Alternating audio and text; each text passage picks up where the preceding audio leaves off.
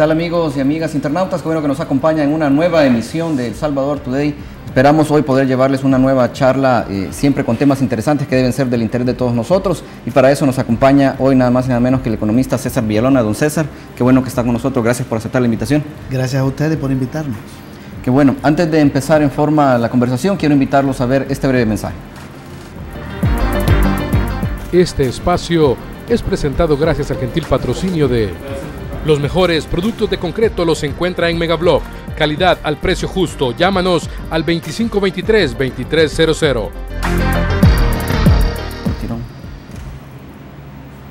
Qué bueno que permanecen ahí. Quiero también agradecer a los amigos de Noticias Menotti quienes están retransmitiendo esta entrevista en sus redes sociales.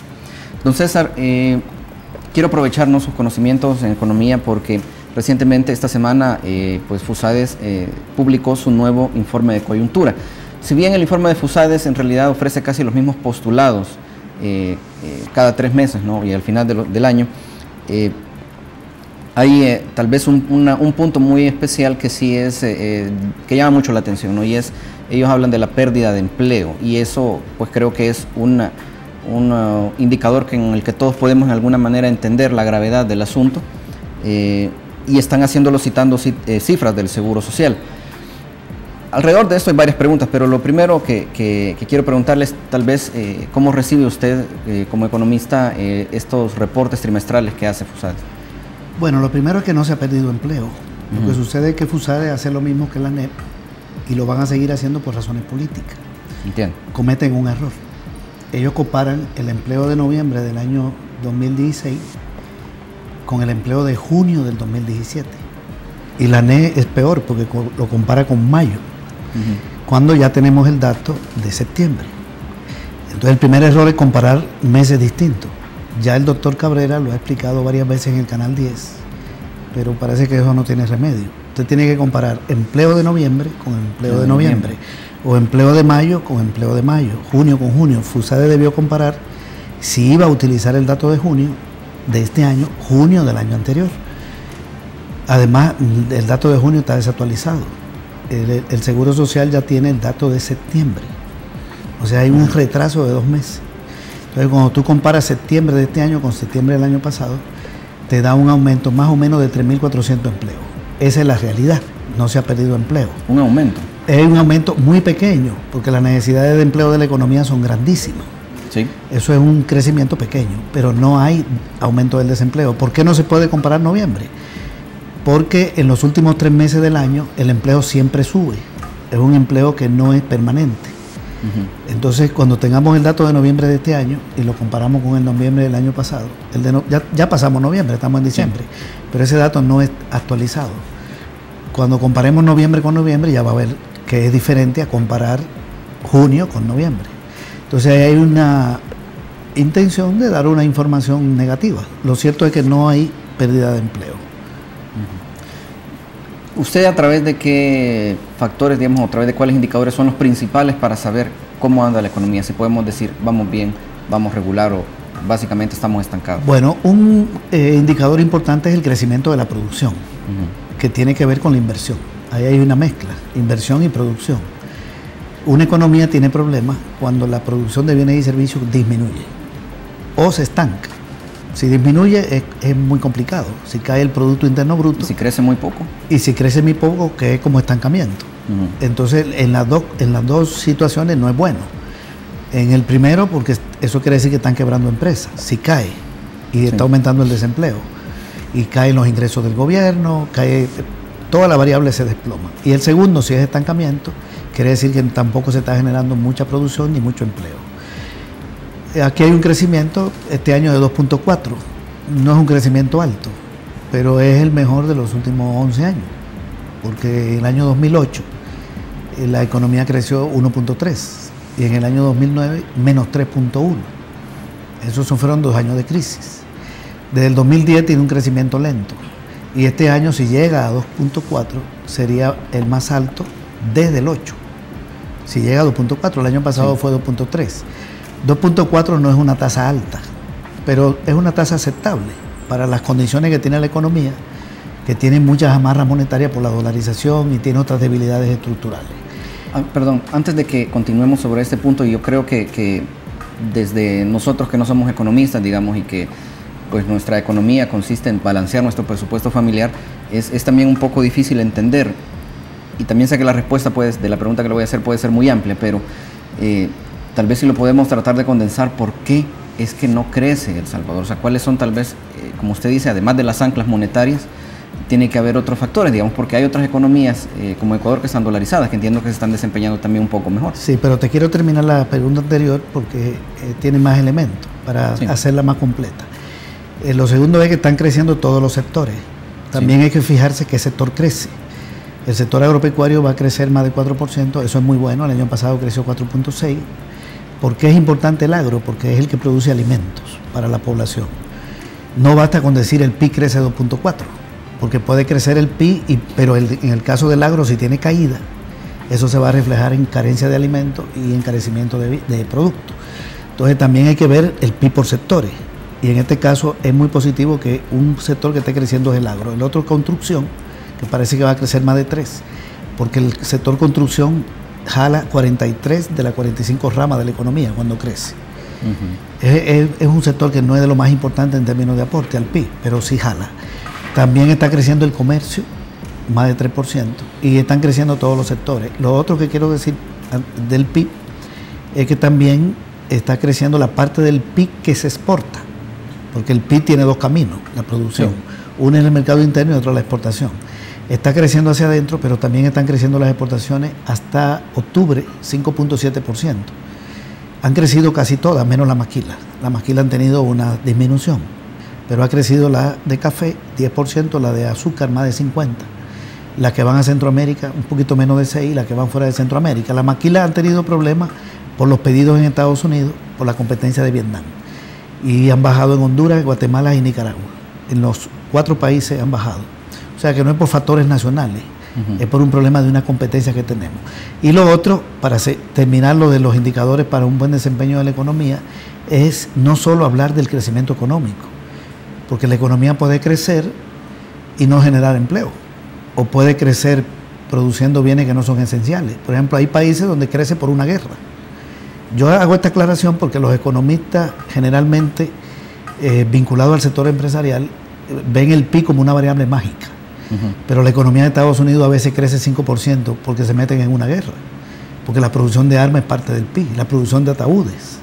Entonces no basta decir que creció el PIB, hay que ver qué sectores son los que están produciendo más. Por eso yo hacía el énfasis en el agro.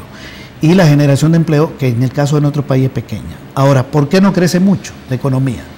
Aquí la economía no crece mucho porque en el año 1996 se tomó una decisión y en el 2001 se tomó otra. En el año 1996, el gobierno de Calderón Sol, que ya había decidido dolarizar la economía, aplicó una política de restricción del medio circulante. Ahí están todos los datos. Aumentaron el encaje legal, que es el porcentaje de los créditos que captaba el Banco Central. Sí. Lo aumentaron para que el Banco Central captara más dinero y la banca prestara menos, para que la economía no creciera mucho, porque cuando la economía crece, aumentan las importaciones. Y había una decisión de acumular reserva monetaria, entonces había que frenar las importaciones. Y la economía deja de crecer a la tasa de 7% del periodo anterior. A partir del año 95-96 crece 3.5%. Y a finales, cuando está terminando el gobierno de Calderón Sol, está creciendo 3%. Luego llega Flores y ya con las reservas acumuladas dolariza. La dolarización tiene un problema en el crecimiento, porque le quita al Banco Central la política monetaria.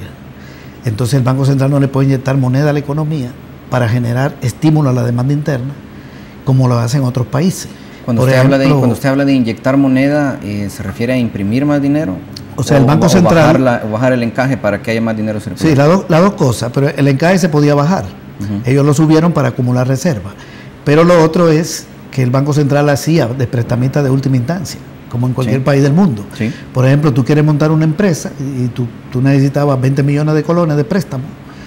La banca privada te ofrecía 15, el Banco Central te ponía el complemento y podías montar el negocio. Luego tú le pagabas al banco privado y el banco privado le pagaba al Banco Central. El Banco Central completaba un crédito y eso facilitaba la inversión y generaba más circulante. Con la dolarización hay una amarra monetaria. La economía de Centroamérica, donde menos crece el medio circulante, es la salvadoreña. Nosotros tenemos datos desde el 2000 hasta el 2016. En Nicaragua crece 16%, 17%, en Costa Rica 20%, aquí crece 6%. Entonces tiene más posibilidades de generar demanda. El crédito está frenado. Aquí el circulante solo crece si entran más dólares que lo que salen, porque perdimos la capacidad de crear moneda. Y los dólares entran por remesa, por exportación, pero salen por pago de deuda, por importación, etcétera. Entonces tenemos esa restricción. Es imposible, y lo digo enfáticamente, que el país tenga una tasa de crecimiento de más de 3.5, 4, mientras esté dolarizado. Gobierne quien gobierne. De eso vamos a hablar cuando volvamos, porque tenemos que hacer un breve corte comercial. Sin duda es una decisión importante del país que hay que tomar. Le pido que nos acompañe, don César, y también a ustedes, amigos y amigas internautas. Esto es El Salvador Today y enseguida volvemos.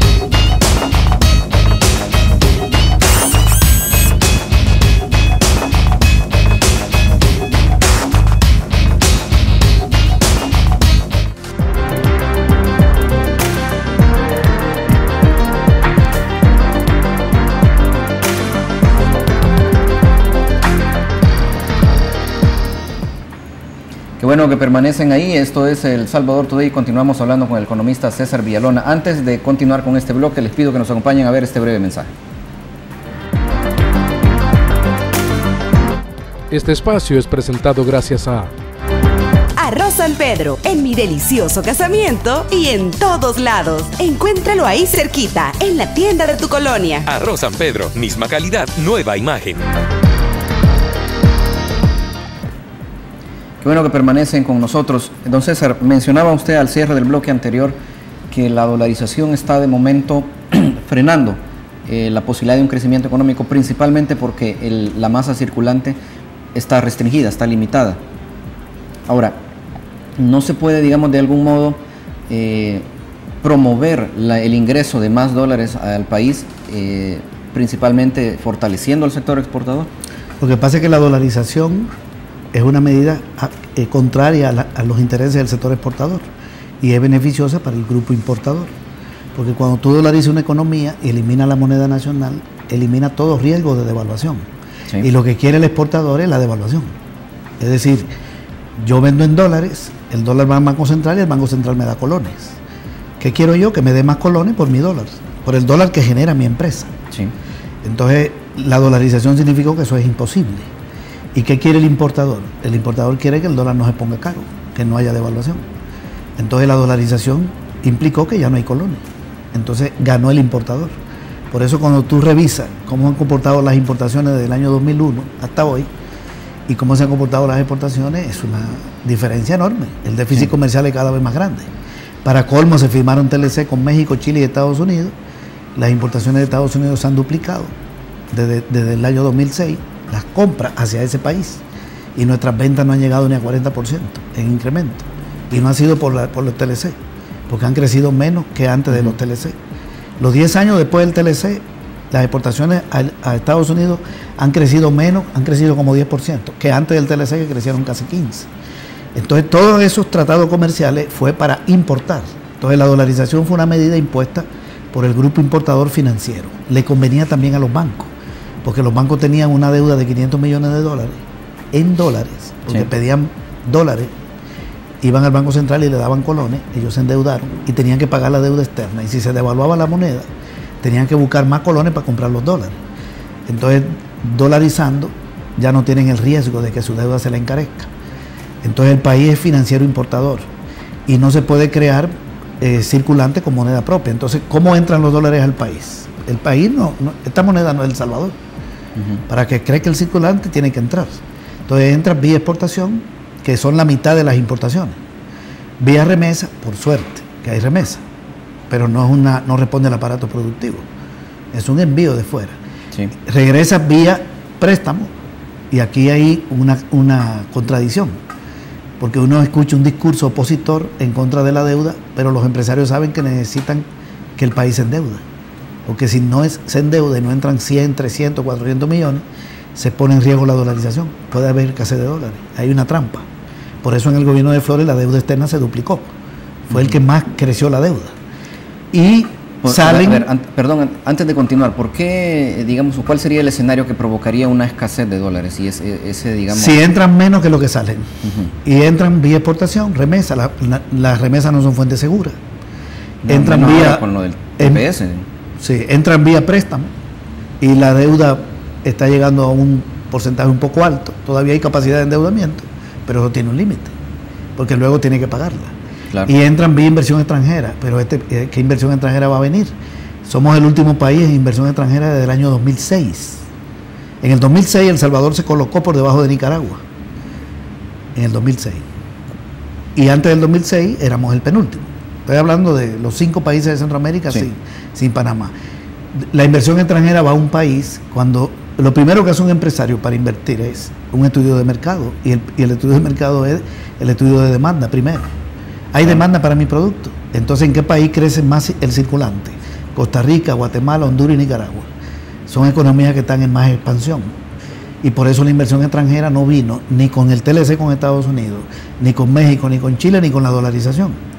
En el último 2 gobiernos de Arena anduvo por los 260 millones, sin incluir el año donde creció mucho, porque vinieron los bancos y las AFP. Eso no vale, porque es venir a comprar empresas existentes. Sí. Y en los gobiernos del FMLN han dado por los 320, un poquito más, pero sigue siendo baja. Este año parece que va a crecer más, porque hasta junio andaba en 400 millones. Pero cuando tú ves Costa Rica, Nicaragua, hay un nivel que supera, en el caso de Nicaragua ya se acerca a los 1.000. Honduras, y esos países como Honduras tienen más delincuencia y pagan mejores salarios. Honduras tiene más delincuencia, más inestabilidad política y paga mejor salario, y allá están invirtiendo los empresarios salvadoreños. Incluso en San Pedro Sula ahí están las empresas. O sea que esas no son las causas de la baja inversión extranjera, ni es el gobierno, porque están fugando los dólares desde cuando gobernaba Arena, y no hay inversión extranjera desde cuando gobernaba Arena. No era un gobierno hostil a la empresa privada, tampoco lo han sido los del frente. Entonces hay una marra monetaria que dificulta que entren dólares también por esa vía, y lo que salen son mucho por importación y pago de deuda. Sabemos que los colones físicamente, el papel moneda está resguardado en el Banco Central de Reserva. ¿Cuál sería el costo de revertir la dolarización? Bueno, si se vuelve a una moneda nacional, los bancos suben la tasa de interés de inmediato, porque hay 2 monedas. Si tienes el colón en la calle y el dólar en el Banco Central. Sí. En un país donde existen 2 monedas, hay un riesgo de devaluación. No quiere decir que va a haber devaluación, pero podría haberla. Es decir, si se imprime más papeles, más dinero. O si escasea dólares, si caen las exportaciones, las remesas, escasea el dólar, se pone caro, como cualquier producto. Entonces, cuando se devalúa una moneda, el que tiene deuda externa pierde, porque necesita más moneda nacional para comprar el dólar. Entonces los banqueros se van a resguardar y van a poner como costo, que lo tenían antes, riesgo de devaluación. Ellos tenían un costo que se llamaba riesgo, y suben los intereses. Por lo tanto, volver al colón de manera exclusiva no nos sirve de nada. Ahora, si quienes deciden volver al colón también deciden que el Banco Central fije la tasa de interés, como la fijaba hasta el año 93, entonces no habría ningún problema, porque él no podría subir la tasa de interés porque el Banco Central la regula. Yo sé que para un neoliberal eso es una locura. Una regulación de precios. Pero en Europa la tasa de interés la fija el Banco Central. Sí. En Estados Unidos también. Y aquí la fijaba el Banco Central hasta el año 93, desde su fundación, pasando por 4 años de arena de Cristiani. Le quitaron esa función, yo se la repongo. Vuelvo al Colón, saco los dólares que están en la calle, 1.200 millones, los pongo en el Banco Central, y en vez de comprar leche con dólares, compro leche con una moneda nacional como cualquier país del mundo. Y el dólar lo uso para lo que se necesita. ¿Para qué se necesita el dólar? El dólar no se necesita para comprar aquí celulares, el dólar se necesita para las transacciones externas. Sí. Porque nosotros no podemos hacer transacciones internas con moneda nacional. Claro. Entonces aquí se utilizó un dólar para comprar colones y luego el colón lo destruyeron. Es como que tú compres medicina. Sí, porque de luego lo que se vendió fue el bimonetarismo, ¿no? Pero no era posible, porque la ley de integración monetaria modificó la ley orgánica del Banco Central y le prohibió al Banco Central emitir moneda. O sea que aquí no puede circular el colón, está prohibido. La ley dice una cosa en su título, pero el mecanismo que se utilizó llevaba a la desaparición de la moneda nacional. Si el Banco Central emite colones, cae preso el presidente. Sí, porque la ley orgánica del Banco Central le prohíbe, lo penalizó. El colón que entró no puede salir. O sea que aquí se hizo con trampa. Claro. Todavía la gente cree que deberían haber 2 monedas, pero está prohibido legalmente, porque era una decisión de dolarizar. Entonces, volver a la dolarización de manera unilateral tiene el riesgo de la tasa de interés. Si se acompaña de otras medidas, yo creo que es positivo. Perfecto. Vamos a hacer en este momento un corte comercial. Vamos a aprovechar también el tiempo, tratar de aprovechar más el tiempo, no en el bloque que nos queda, porque también hay otros temas que quiero hablar con usted, tanto como la negociación de un eventual pacto fiscal y una evaluación también de la reforma fiscal que se aprobó hace muy poco. Le pido que nos acompañe a un nuevo corte comercial. A ustedes también, amigos y amigas internautas. Esto es El Salvador Today y enseguida volvemos.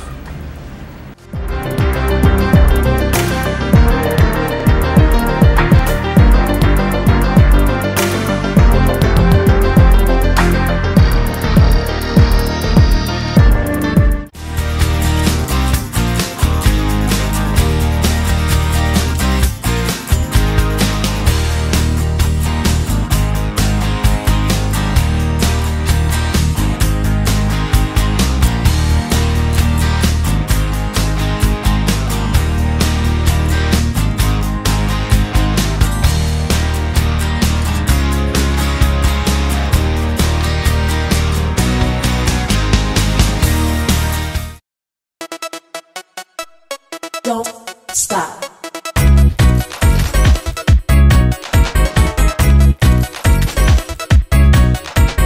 Don't stop.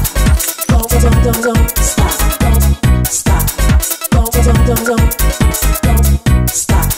Don't stop.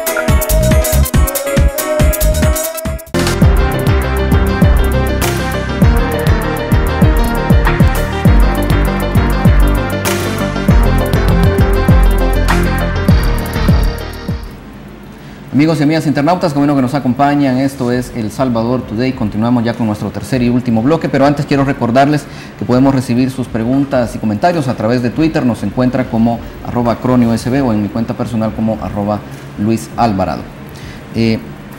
Don César, sin duda de la dolarización podemos seguir hablando mucho. Espero que nos acompañe en programas posteriores para tratar de afinar un poco sobre ese tema y la propuesta también, ¿no?, del control de la tasa de interés.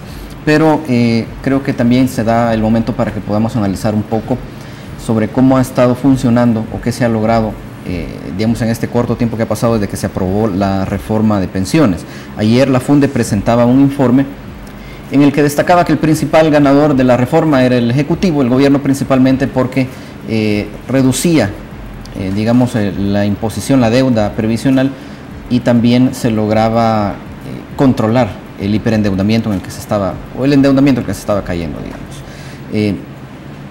¿Coincide usted un poco con ese análisis o cómo ve, digamos, también los postulados que ellos han lanzado? Bueno, la reforma beneficia al Estado, pero beneficiar al Estado es beneficiar a la población, porque si el gobierno no aprueba esta reforma, si la Asamblea no la aprueba y el gobierno colapsa en su endeudamiento, entonces el impacto es para el pueblo. La palabra gobierno es abstracta. El gobierno no tiene ningún beneficio como gobierno, porque eso no... Si tú eres un empleado público, tú eres gobierno, pero no es que es un beneficio para ti. Estamos hablando del Estado. El Estado reduce su nivel de endeudamiento. Lo va a mantener, pero se reduce. Y eso es positivo, porque si el Estado no detiene su endeudamiento, entonces tiene que pagarlo subiendo el IVA. Y ahí te va a afectar a la gente. O no paga, cae en impago, le bloquean los préstamos y ahí se afecta a todo el país. Todo el sistema. Entonces, ese es un primer elemento. Es obvio que sí, porque se crea la cuenta solidaria donde el Estado va a financiar una parte de lo que antes financiaba con endeudamiento con las AFP, que es para pagarle a la gente pensionada del sistema público, que está quebrado por la privatización de las pensiones, porque quebraron al INPEI y al Seguro Social en el tema de pensión. Y el Estado asumió esa carga del 2001. Bien, entonces ese es un primer aspecto, pero yo creo que también hay otro beneficio. Por ejemplo, la gente que tiene cuenta inactiva, una persona que cotizó 10 años, 12, 3, 4 y que no tiene empleo y tiene su dinero ahí, las AFP le cobraban comisión. Ahora no le pueden cobrar comisión. Eso hay que destacarlo. Entonces, mientras tú estás buscando empleo, tu dinero no te lo van a bajar. No se pierde. No se pierde. Antes sí te estaban cobrando. Creo que también gana la gente, en general, la gente que cotiza, sobre todo los que cotizan menos, porque aumenta. Se han incrementado las cotizaciones. Sí, se aumenta en un punto y se aumenta la aportación patronal. También. Y se va, ahora pasa a 15, pero la AFP baja la comisión a 1.90. La AFP se quedaba con 2.20 de 13, ahora se va a quedar con 1.90 de 15. Entonces sobran 13.10. De manera que hay un mayor ahorro. Pero, a ver, perdón, con la reducción digamos, con el aumento de la cotización y la reducción de la comisión, ¿no viene a quedar igual, digamos, el ingreso que va a tener la AFP? Porque la AFP se quedaba con $2.20 de cada 13. Ahora se va a quedar con 1.90 de 15. Incluso si fuera de 13, ya está perdiendo. Pero es de 15, sí, porque sube la aportación. Entonces ellos se quedan, lo voy a poner como una persona que gane $100. Una persona que ganaba $100 ponía 6.25 y el patrón 6.75, eso da $13. ¿Cuánto agarraba la AFP de comisión? 2.20. Claro. ¿Cuánto quedaban? 10.80. Ahora la AFP va a agarrar 1.90. De 15. Y no de 13, sino de 15. Por lo tanto sobran 13.10. La AFP pierde ingreso y también pierde ingreso porque no le va a cobrar a la cuenta inactiva. Y también porque cuando le dé la pensión a la gente, antes le cobraba 1.5 de comisión. Si tú estás pensionado, ahora te va a cobrar 1. Entonces tiene 3 mecanismos ahí donde baja un poco ingreso. Entonces para la gente es mejor tener un ahorro de 13.10 que un ahorro de 10.80. Ahora lo que sucede es que se lo van a dividir en 2 cuentas. 8.10 por un lado, de donde le sale una pensión, y 5 por otro. Y de estos 5 le sale una pensión por 3. Da 11.10, es mejor que 10.80. Y los otros 2 se los reintegran si la pensión cae por debajo de la mínima o si vive más tiempo, si tienen longevidad. Entonces no afecta a las personas que están cotizando. Creo que los afectados son las AFP que pierden ingresos. No van a caer en pérdida, ¿no? Se ganan 30 millones, se van a ganar 25. Y la gente pensionada porque le están quitando ahora un 3%, 5, 7 o 10 según su pensión. Entonces ese es el aspecto para mí negativo, el 3% sobre la pensión hasta 3 salarios mínimos. Yo lo hubiera aprobado sobre los 3 salarios mínimos porque casi el 90% de las pensiones no llegan a $700. Entonces hubiera dejado a esa gente fuera, pero ahí le están haciendo un pequeño descuento. Aunque la AFP cuando le da la pensión ahora le cobra menos, pero la diferencia es negativa. ¿Cómo han cambiado los beneficios que se le ofrecieron a los optados, es decir, los que se acogieron al decreto 100 a partir de esta reforma? Para los que ya lo tienen no hay ningún cambio. Y para los nuevos el complemento que le va a dar el gobierno es el 75% de su pensión, o sea, del aporte. El optado es más o menos así, la persona que la pasaron de manera voluntaria, que se pasó, Si su pensión le sale de $400, el gobierno le está poniendo 600 y le sale de 1.000. De la AFP le sale de 4 y el gobierno le pasa desde Hacienda 600. Y cuando se acaban los 400 de la AFP, porque no es vitalicia, Sí. el gobierno asume los 1.000. Bien, ahora el gobierno va a asumir 750, el 75% de la pensión. Para esa población hay una reducción, También. pero es una población privilegiada, porque le están dando un complemento que no le van a dar a los obligados. Sí. El obligado no tiene ese derecho. Si le salió de 400, no hay complemento, porque los decretos que aprobaron Flores y Saca no incluyen a la población joven. Y a esa no le va a cambiar nada, en ese sentido. También hubo una denuncia en su momento de que se había aprobado la compra de bonos que no tenían grado de inversión.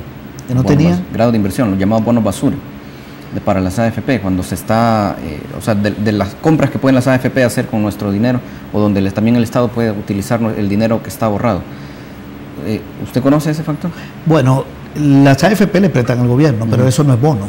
Esos son certificados de inversión No, claro. previsional. Sí. Y eso fue por una decisión que se tomó en el 2006, que las AFP le prestan al gobierno desde el 2007, a partir de una aprobación del 6, para que el gobierno, el Ministerio de Hacienda, pague la pensión de 100.000 pensionados del sistema público y los certificados de traspaso de los que pasaron a las AFP y la pensión mínima cuando se le acaba a la gente la pensión en la AFP. Los complementos son 5 cargas y el Estado desde el 2007 está echando mano del dinero de las AFP para eso. Yo no quiero decir que echa mano para corrupción, sino que las AFP le prestan desde el 2007 para cumplir estos compromisos. Y le estaba pagando 4%, una tasa de interés mala para la gente, pero porque se aprobó en el 2006 con una fórmula que es la tasa LIBOR más 0,75. Así lo ataron. Sí. Esos fueron En los 2008 diputados. la tasa LIBOR cayó. Cayó y no la cambiaron. El gobierno de turno no la cambió, ni la cambió en el 9. Finalmente se hizo un cambio en el 2016 por una decisión de la sala y subió a 4. Ahora se va a pagar esos bonos a 6. En la reforma de pensiones hay una pequeña mejoría, Sí. pero todavía no es un buen rendimiento. Entonces no sé si a eso te refieres con los bonos basura, pero en realidad no son bonos, son certificados de inversión previsional. Se parecen. Ok. Una cuestión que siempre es, digamos, un poco abstracta, digamos, ¿por qué es tan difícil, digamos, si se tiene en cuenta, ¿no?, el bienestar tanto financiero del gobierno como el de las personas que se van a jubilar? ¿Por qué considera usted que ha sido tan difícil lograr un acuerdo en esto? ¿Por qué tardó tanto tiempo y se esperó, digamos, a llegar a una situación casi que límite? Porque hay muchos intereses privados en esto. Las AFP se han ganado $300 millones y las empresas de seguro 270. En el periodo 98-2016, no estoy dando datos del 17. Si sumo estos datos, ya superan los 300 millones. Entonces, bajarle comisión a las AFP, eso costó. Ya lo había hecho el gobierno de Funes, ahora se bajó otro poquito. Y también había interés en algún sector de la oposición de que el gobierno no saliera del problema, por razones políticas. Finalmente, se llegó a un acuerdo, yo creo que presionado fundamentalmente por las mismas AFP. Yo creo que la negociación se hizo entre los dueños de las AFP y de los bancos, que son los mismos, y el presidente de la República. Y se reflejó luego en la Asamblea Legislativa. Okay. Usted sabe también, y ya para ir cerrando, porque se nos ha acabado el tiempo, ¿qué depende, digamos, que se cambie la edad de jubilación? ¿Cómo va a funcionar ese mecanismo también? Entiendo que se va a evaluar el otro año. La reforma estableció la creación de un comité actuarial, integrado por representantes de la ANEP, no del sector privado, sino de la ANEP, del gobierno y del sector laboral. Creo que habrá alguien del Banco Mundial. Van a discutir las posibilidades de modificar los parámetros. Ellos pueden proponer, por ejemplo, subir la edad de cotización, de jubilación, subir la aportación patronal o dejarla igual, subir la cotización salarial o dejarla igual, bajar la comisión de la AFP o dejarla igual. Pero lo que puede hacer el comité es proponer, no puede decidir, sino que cualquier sugerencia va a la Asamblea Legislativa, porque eso implica un cambio en la ley. Claro. Entonces, no sabemos qué va a decidir el comité actuarial, ¿verdad? Pero sí está esa figura para discutir los parámetros. Okay. No, César, le agradezco el tiempo que nos ha dedicado. Desafortunadamente como ya se ha dado cuenta, pues pasa demasiado rápido y siempre se nos quedan temas en el tintero, pero espero que nos acepte una invitación para un día posterior. Cómo no, muchas gracias a ustedes por invitarnos. Gracias por aceptar. Amigos y amigas internautas, qué bueno que nos han acompañado en esta entrevista de El Salvador Today. Espero que haya sido de su gusto y recuerden que el precio de desentenderse de la política es ser gobernado por lo peor que la sociedad tiene para ofrecer. Será hasta la próxima y muchas gracias.